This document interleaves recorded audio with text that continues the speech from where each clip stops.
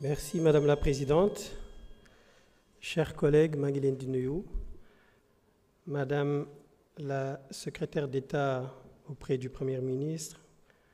chargée des relations avec les institutions, porte-parole du gouvernement, maa ngi lay nuyu di la féliciter. Monsieur le ministre des Finances, maa ngi lay nuyu également di la féliciter. Démb wax na la ko en commission. Li ñu la dénk dafa nekk lu am solo ci réew mi. Donc nga réussir ko dañ la koy ñaanal ndaxte askan bi loolu mooy dina ci gis njeexital et dana dalal réew mi. Donc ñu ngi lay ñaanal yàlla yokk sutura ba mission bi nga réussir ko. Tey da nga ñëw indil ñu au nom du gouvernement ñetti projet de loi pour ñu voter ko afin que ces projets puissent être des lois qui seront appliqués.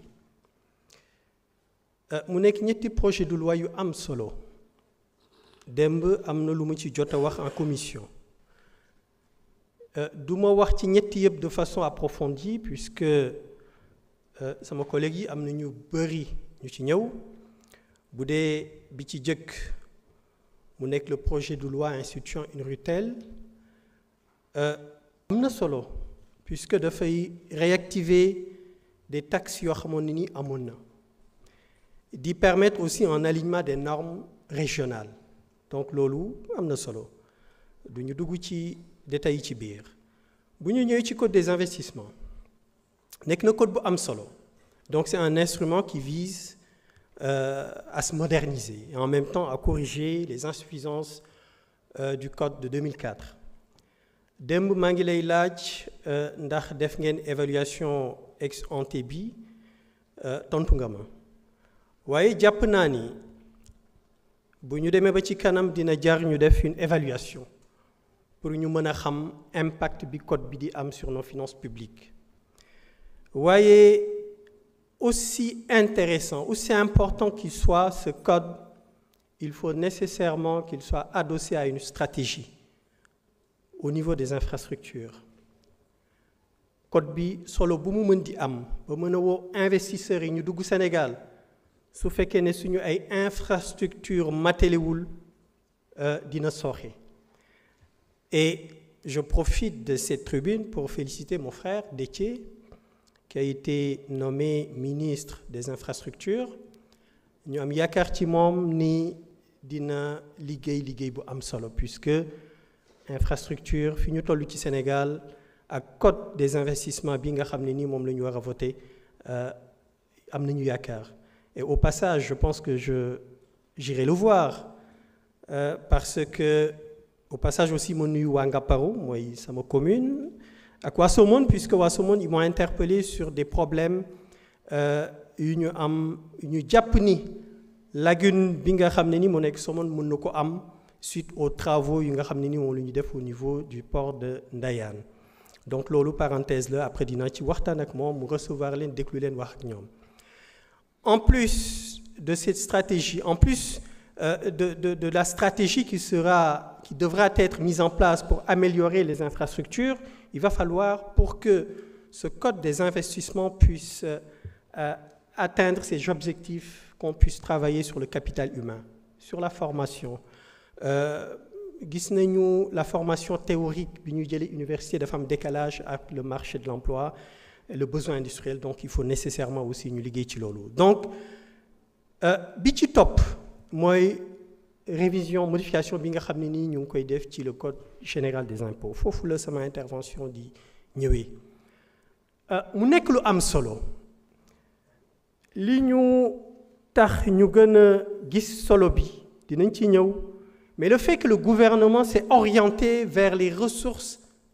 domestiques c'est extrêmement important État am nañu ko wax léegi ñaari financement la am soit te li ci ëpp normalement ci ay dépenses am ce sont les ressources domestiques ñoo ko war a financer mooy impôts les recettes fiscales et les recettes non fiscales wala en complément les ressources extérieures mu nekk les dons ak lépp lu jëm ci wàllu dette mais bi ñu gisee situation Sénégal fi ñu toll gis nañ ne ressources domestiques yi bariwul et dette bi explosé na donc il est tout à fait urgent il est tout à fait normal et urgent que ñu réajuster seen doxalin pour gën a uti xaalis ci wàllu recette les ressources domestiques donc loolu moo tax ma jàpp ni lu am solo la parce que Sénégal les critères de convergence bi nga xam ne ni c'est prévu c'est les critères de second rang prévus à l'article 8 du pacte de convergence de l'UEMOA mooy la pression fiscale bi war a égale ou supérieure à 20% Sénégal matalewu ko ñu ngi toll ci 17%. Et su fekkee ne dañu bëgg a développer suñu réew en développement endogène avec une croissance boo xam ne ni sénégalais yi dinañ ci gis seen bopp il va falloir que tous les Sénégalais mettent la main à la pâte ñu xam ni lii nga xamante ne ni ñu ngi ko war a voter tey dina metti ci ñoom il faut qu'on dise les choses telles qu'elles sont du yomb parce que conjoncture bi ñu nekk situation yi ñu nekk di dund dina du yomb ci ñoom moo tax il va falloir que l'État les accompagne ndax pression fiscale bi il faut ñu xoolaat ko il faut ñu yokk ko pour atteindre les 20% voire même pour dépasser ko parce que loolu bu amulee dinañu continuer di def di contracter ay dettes et ça va être une spirale et gis nañ léegi dette bi on est à 119% du PIB conséquences yi mooy taux yi bu ñuy emprunter à taux yi day yokku et en même temps gis nañ sax des chantiers qui ont été arrêtés parce que dette bi dafa yokku du loolu la ñu waxante woon ak ñi nga xam ne nii moom la ñu signé contrat yooyu donc loolu nekk na conséquence boo xam ne nii état bi mi ngi koy ajuster donc le programme de réajustement économique et social bi nga xam ne ni dafa axé financement yam sur les ressources domestiques dafa am solo